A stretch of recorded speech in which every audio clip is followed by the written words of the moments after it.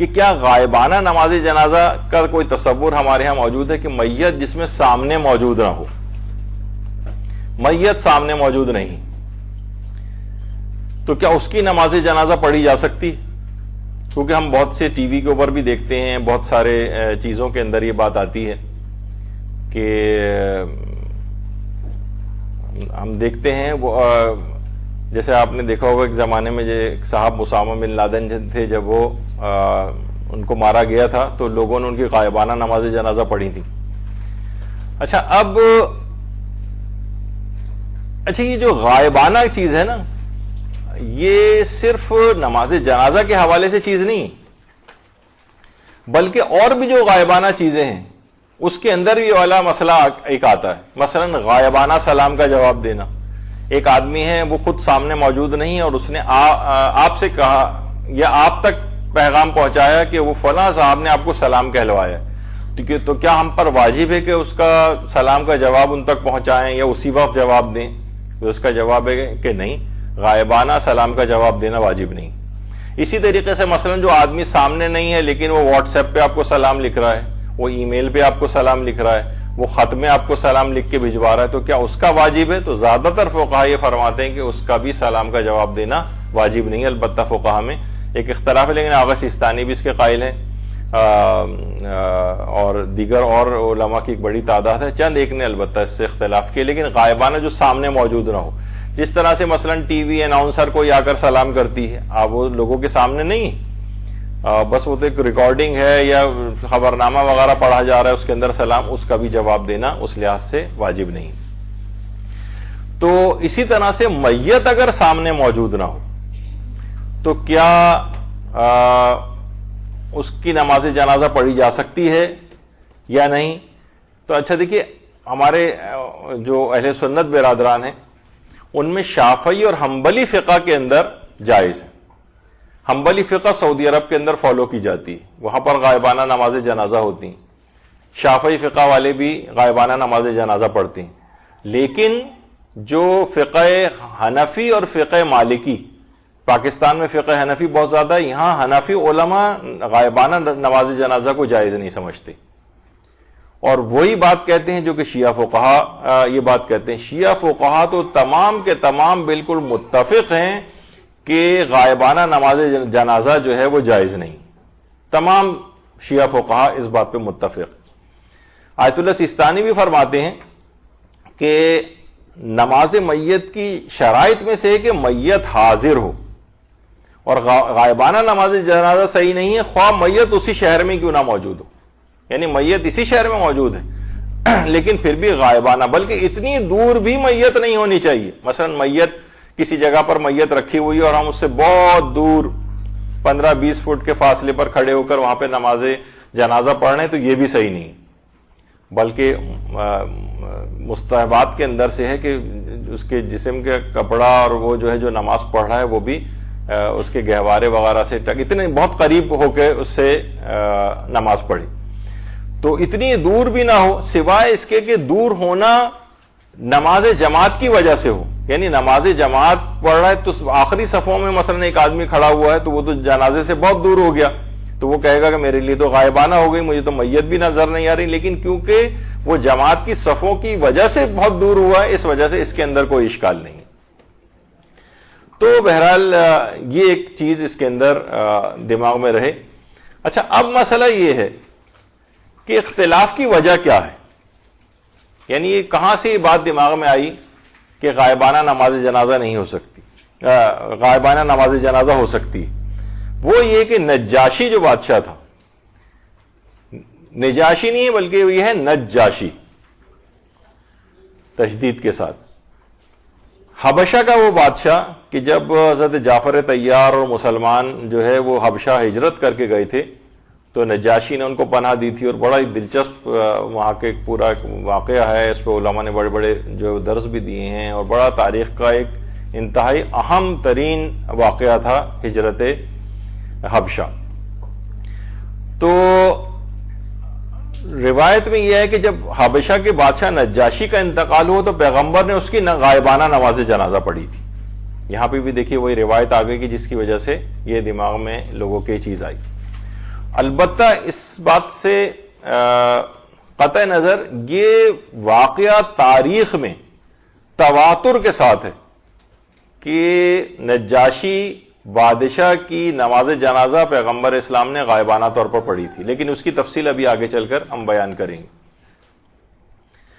اچھا، اب اس بات کو، اس روایت کو شیخ صدوق نے خصال جو ان کی کتاب ہے اس کی دوسری جلد میں بات لکھی ہے، یعنی یہ پورا کہ نجاشی کی نماز جنازہ رسول اللہ نے پڑھی۔ البتہ اس روایت کی سند ضعیف ہے اور بعض راوی تو اس کے اندر ضعیف ہیں اور بعض مجہول الحال ہیں، یعنی ان کا حال پتہ ہی نہیں کہ صحیح تھے غلط تھے، کچھ حال آیا ہی نہیں۔ تو اس لحاظ سے فقہی مسئلہ اس روایت سے نہیں بن سکتا کہ غائبانہ نماز جنازہ کی اجازت ملے، کیونکہ سند کے اعتبار سے یہ روایت ضعیف ہے نجاشی والی۔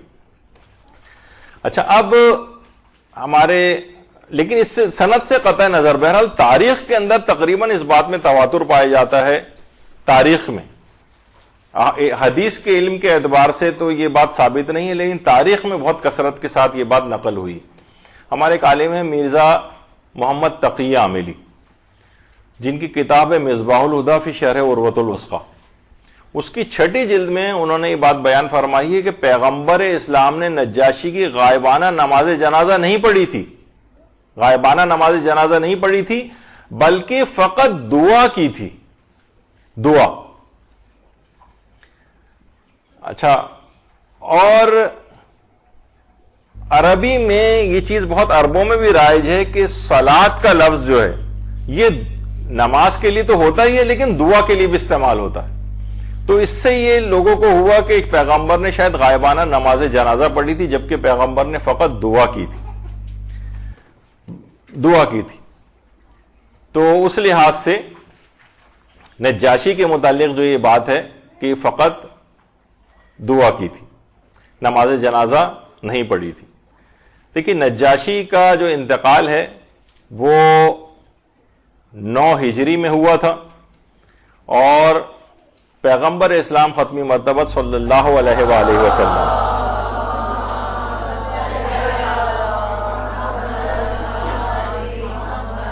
اپنے اصحاب کے ساتھ مسجد نبوی میں بیٹھے ہوئے تھے کہ اسی وقت جبریل نے آ کر نجاشی کے انتقال کی خبر دی۔ پیغمبر اتنا متاثر ہوئے اس خبر کو سن کر، اتنا شدید گریہ فرمایا پیغمبر نے، اور پھر اپنے اصحاب سے کہا کہ چلو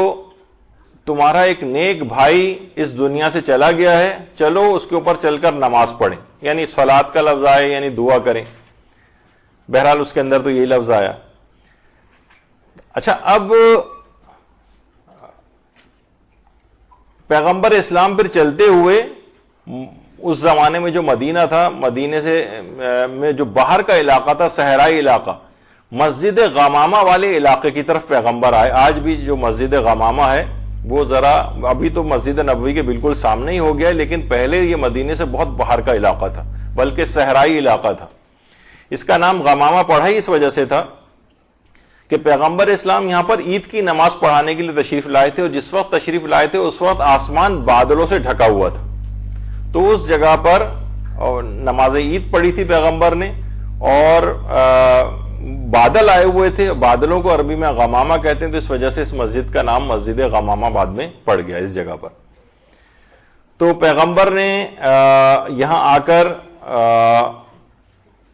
نماز عید کی امامت فرمائی تھی۔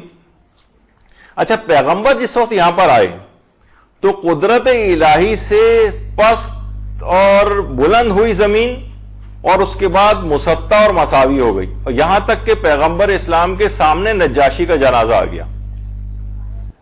اچھا، اب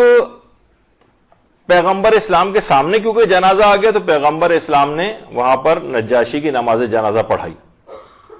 اور 7 تکبیرات کے ساتھ پڑھائی، اور جیسی پیغمبر نے نماز جنازہ ختم کی، جنازہ نجاشی کا غائب ہو گیا۔ اچھا، شیخ طوسی نے بھی یہ بات لکھی ہے کہ یہاں پر صلاۃ سے مراد دعا کرنا ہے، ایکچوئل نماز مراد نہیں۔ اچھا دیکھیے، جو نجاشی بادشاہ تھا کہ جس وقت حضرت جعفر طیار وہاں پر پہنچے تھے اور بڑا زبردست قسم کا ایک گفت و شنید اور آرگومنٹ اور سوال و جواب جو ہے بادشاہ کے ساتھ ہوئے تھے، اور اس کے نتیجے میں پھر جعفر طیار نے جو تبلیغ کی تھی، نجاشی مسلمان ہو گیا تھا۔ جعفر طیار کی قبر مبارک ہے اردن میں، جس کو داعش والوں نے کئی دفعہ جلانے کی بھی کوشش، بلکہ جلایا اس کو، ان کے مقبرے کو، اور کافی اس کی اٹیمپٹس ہو چکی۔ اور آج نجاشی کی جو قبر ہے وہ ایتھوپیا میں، کیونکہ ایتھوپیا، حبشہ کا جو موجودہ نام ہے وہ ایتھوپیا ہے، اور نجاشی کا یہ مقبرہ ہے اور یہ نجاشی کی قبر ہے۔ اور روایت میں یہ بات ملتی ہے کہ ایک اچھا ابھی تو میں روایت کی بات تو بتاتا ہوں، یہ نجاشی کی قبر ہے۔ اس کے اوپر موجودہ زمانے میں ترکی نے، طیب اردوان جو ہے، اس نے باقاعدہ کہا ہے کہ اس کو اور مزید بنایا جائے نجاشی کے مقبرے کو، اور اب تقریباً کمپلیشن کے مراحل کے اندر ہے، اور بہت ہی زبردست قسم کا اس کا ایک مقبرہ نجاشی کا وہاں پر تعمیر ہونے کے قریب ہے۔ اچھا، جب پیغمبر اسلام نے یہ جنازہ، یہ دعا جو بہرحال اگر نماز ہم میت کہیں، نماز جنازہ پیغمبر نے پڑھا دی، تو اس کے بعد منافقین کی طرف سے کافی اعتراضات آئے، اور ایک یہ بھی اعتراض تھا کہ دیکھو اس پیغمبر کو، یعنی انہوں نے ایک نصرانی کی نماز جنازہ پڑھا دی، حالانکہ وہ اسلام قبول کر چکا تھا، لیکن بہرحال انہوں نے اس بات کو مشہور کیا۔ تو اس کے بعد جبریل کچھ آیات لے کر نازل ہوئے، اور باقاعدہ ان آیات میں یہ چیز آئی کہ اہل کتاب میں وہ لوگ بھی ہیں جو اللہ پر اور جو کچھ تمہاری طرف نازل ہوا ہے، جو ان کی طرف نازل ہوا ہے، سب پر ایمان رکھتے ہیں، اللہ کے سامنے سر جھکائے ہوئے ہیں، اور کسی حقیر قیمت پر خدا کو فروخت نہیں کرتے۔ ان کے لیے پروردگار کے ہاں بڑا اجر ہے، اور خدا بہت بہت جلد حساب کرنے والا ہے۔ باقاعدہ نجاشی کی تعریف کے اندر یہ آیات بھی نازل ہوئی، جس وقت یعنی نجاشی ابھی مسلمان بھی نہیں ہوا تھا، لیکن باقاعدہ کہ جب سورہ مریم کی تلاوت حضرت جعفر طیار نے اس کے دربار میں کی تھی، تو اس قدر آنسوؤں کے ساتھ نجاشی رویا تھا کہ پوری داڑھی اس کی آنسوؤں سے بھیگ گئی تھی۔ تو نجاشی، اور ایک اور آیت کے متعلق بھی کہا جاتا ہے کہ یہ بھی نجاشی کے لیے آئی ہے کہ جب وہ اس کلام کو سنتے ہیں، یعنی جو تلاوت سنی تھی اس نے کہ جو رسول پر نازل ہوا ہے، تو تم دیکھتے ہو کہ ان کی آنکھوں سے بے ساختہ آنسو جاری ہو جاتے ہیں کہ انہوں نے حق کو پہچان لیا، اور کہتے ہیں کہ ہم پروردگار ہم ایمان لائے ہیں، لہذا ہمارا نام بھی تصدیق کرنے والوں میں درج کر لے۔ تو بہرحال یہ آیات نجاشی کے لیے نازل ہوئی تھیں، اور جب تدفین ہو گئی تھی نجاشی کی، تو ان کی قبر سے ایک طویل عرصے تک ایک نور سا بلند ہو کے آسمانوں کی طرف جاتا تھا۔ درود بھیجیے محمد۔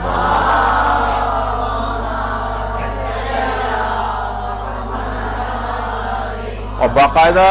البدایہ والنہایہ جو ہمارے اہل سنت کی کتاب ہے، اس کے علاوہ بہار الانوار ہے، اس کی بھی 6 جلد کے اندر یہ بات ہے کہ ان کی قبر سے ایک نور سا بلند ہوتا ہوا آسمانوں کی طرف جاتا تھا۔ اچھا، اس میں ایک دوسرا نقطہ نگاہ بھی ہے،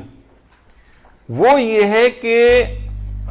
ٹھیک ہے کہ یہ ایک تو نقطہ نگاہ یہ ہو گیا جو بھی آپ نے سنا کہ یہ نماز نہیں تھی بلکہ دعا کی گئی تھی، تو غائبانہ نماز جنازہ کا تصور نہیں۔ دوسرا نقطہ نگاہ یہ ہے کہ یہ یا تو رسول اللہ کی خصوصیت تھی، یعنی پیغمبر اسلام کے لحاظ سے ایک خصوصیت تھی، وہ جو ہم ابھی ذکر کریں گے، یا یہ نجاشی کے اعتبار سے خصوصیت تھی۔ جیسے وہ کہا جاتا ہے نا کہ بہت سے اصحاب کے اندر کچھ خصوصیات ایسی تھیں کہ ذرا ان کا کیس الگ ہو گیا تھا، جیسے خزیمہ بن ثابت جو ذو الشہادتین کے نام سے مشہور ہیں، جن کی ایک شخص کی گواہی 1 کے برابر ہوتی ہے نا، خزیمہ کی گواہی کو 2 کے برابر قرار دیا گیا تھا۔ اس کا خاص واقعہ ہے کہ ذو شہادتین قرار دیا گیا تھا۔ تو کچھ اصحاب کے اعتبار سے ان کی کچھ خصوصیات ایسی تھیں جس کی بنا پر کچھ اسپیشل ان کے ساتھ طریقہ کار اختیار کیا گیا، خزیمہ کے ساتھ جیسے۔ تو علماء یہ فرماتے ہیں کہ یہ نجاشی کے ساتھ ہی فقط ہوا، کیونکہ پیغمبر اسلام کے پاس تو مختلف شہروں اور علاقوں میں جو دیگر اصحاب تھے ان کی اموات کی اور شہادتوں کی خبریں بھی آتی تھیں، لیکن پیغمبر نے کبھی ان کی نماز جنازہ نہیں پڑھی۔ مثلا حضرت جعفر طیار، یہ ان کی قبر مبارک ہے، یہ جب جنگ موتا میں شہید ہوئے ہیں جعفر طیار، تو ان کی شہادت کی خبر بھی جو ہے پیغمبر کے پاس آئی تھی، لیکن پیغمبر نے ان کی نماز جنازہ نہیں پڑھی تھی۔ اسی طریقے سے زید ابن حارثہ، یہ بھی جنگ موتا میں شہید ہوئے تھے۔ زید بن حارثہ، زید تو وہ ہیں جن کا نام قرآن میں آیا ہے، اور ایک ان کی بیوی کے ساتھ طلاق ہو گئی تھی، اور اسی کے ضمن میں پھر پیغمبر نے ان سے جو ہے ان کی زوجہ سے شادی کر لی تھی، تو اس لحاظ سے جو زینب تھیں پھوپھیزاد بہن بھی تھیں پیغمبر اسلام کی، تو اس زمانے میں خیر بڑا ابھی اس کو ہم انشاءاللہ ایک الگ سینیریو کے اندر جو ہے وہ بیان کریں گے، جو آئندہ آنے والے درس ہیں ان کا ایک واقعہ خاص زید کا. تو ان کی بھی جنگ موطا میں شہادت کی خبر پیغمبر کو ملی تھی، لیکن ان کے لیے بھی غائبانہ نماز جنازہ نہیں پڑھی تھی. تو اچھا کچھ ہمارے برادران اہل سنت کہتے ہیں کچھ روایات ہیں جن کو ان کے اکثر علماء بھی نہیں مانتے کہ پیغمبر نے ان کی بھی نماز غائبانہ نماز جنازہ پڑھی تھی، تو وہ خیر ایسا نہیں ہے. اور ایک اور روایت بھی پیش کی جاتی ہے کہ جس وقت پیغمبر جنگ تبوک کے لیے تھے، تبوک کے میدان میں موجود تھے، تو مسلمانوں کے ساتھ جب باقاعدہ جب جنگ تبوک ہو رہی تھی تو جبریل نے اس وقت آ کر پیغمبر کو اطلاع دی کہ آپ کے ایک صحابی مدینے میں انتقال کر گئے، اگر آپ پسند کریں تو زمین کو سمیٹ دیا جائے تاکہ آپ ان کا جنازہ پڑھ سکیں. تو پیغمبر نے آمادگی ظاہر کی تو جبریل نے اپنے دونوں پروں کو زمین کے اوپر مارا، تو اس طرح سے زمین سمٹ گئی اور وہ جنازہ پیغمبر اسلام کے سامنے ظاہر ہو گیا اور پیغمبر نے ان کے اوپر نماز جنازہ پڑھی. اب علماء ہماری یہ بات کہتے ہیں کہ اسی طریقے سے بطور معجزہ نجاشی کی میت بھی پیغمبر اسلام کے سامنے آ گئی تھی اور پیغمبر کے سامنے حاضر ہو گئی تھی، تو وہ بھی جو کہ غائبانہ نماز جنازہ کے قائل نہیں ہیں، وہ بھی اگر اس واقعے کو مانتے ہیں تو وہ یہ کہتے ہیں کہ پھر یہ غائبانہ کا وہ یہ تو میت پیغمبر کے سامنے آ گئی تھی، خواہ معجزے کے ذریعے کیوں نہ آئی لیکن پیغمبر کے سامنے تو آ گئی تھی، تو غائبانہ نماز جنازہ تو پھر بھی جائز نہیں ہے. لیکن کیونکہ میت پیغمبر کے سامنے آ گئی تھی تو پیغمبر نے اس پر نماز پڑھ لی. لیکن کیونکہ وہ میت جو اب آج کل کسی دوسرے ملک یا شہر یا دور دراز کہیں جگہ پر ہوتی ہیں، وہ میت کیونکہ ہماری تو یہ خصوصیت نہیں ہے کہ ہم معجزے کے ذریعے اس میت کو اپنے سامنے حاضر کر لیں، تو لہٰذا ہمارے لیے پھر جائز نہیں ہوگی. یہ صرف پیغمبر کی خصوصیت تھی یا نجاشی کی خصوصیت تھی. تو بہرحال دیکھیے نجاشی جو ہے اصل نام اس کا ازہم بن اجبر یا احبر ہے، اور ازمہا کے نام سے بھی روایات کے اندر یہ چیز آئی ہے. تو بہرحال شیعوں کے نزدیک تو یہ بالکل اتفاقی مسئلہ ہے کہ غیبت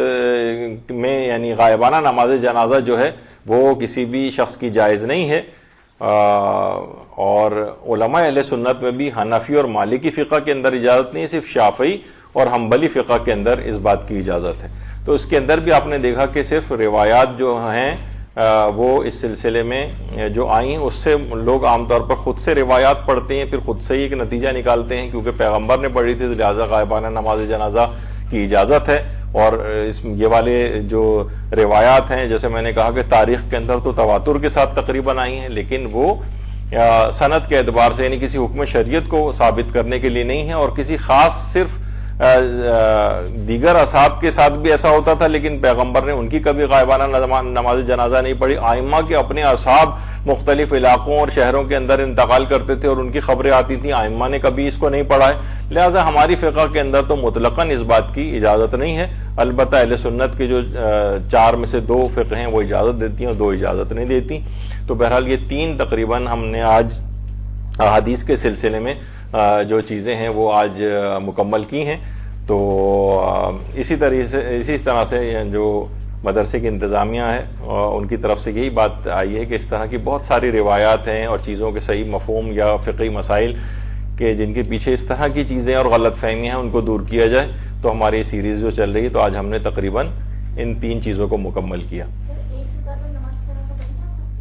ایک سے زیادہ ایک ہی وقت میں جی ایسا کر سکتے ہیں. البتہ یہ ہے کہ ایک سے زائد ان جو کہ صاحبان علم اور فضل ہوتے ہیں ان کے لیے یہ ہے کہ وہ ایک سے زائد دفعہ بھی ان کی پڑھی جا سکتی ہے. لیکن اگر کوئی عام آدمی ہے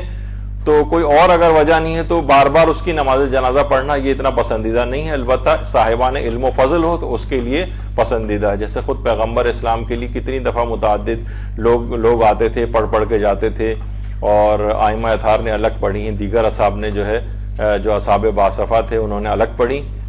تو اس لحاظ سے اس بات کی اجازت ہے. اور اگر ایک ہی مراد یہ ہے کہ ایک ہی وقت میں ایک مسئلہ اور بھی اس میں بیان کر دیا جائے، متعدد جنازے اگر رکھے ہوں تو جمع کے سیغوں کے ساتھ ایک ہی وقت میں تمام کی نماز جنازہ بھی پڑھی جا سکتی ہے. البتہ زیادہ بہتر یہ کہ ہر جنازے کی الگ نماز پڑھی جائے، لیکن اگر مجموعی طور پر جنازے زیادہ ہوں تو جمع کے صیغوں کے ساتھ اجتماعی نماز جنازہ بھی پڑھی جا سکتی ہے. وصلی اللہ علی محمد وآلہ الطیبین الطاہرین.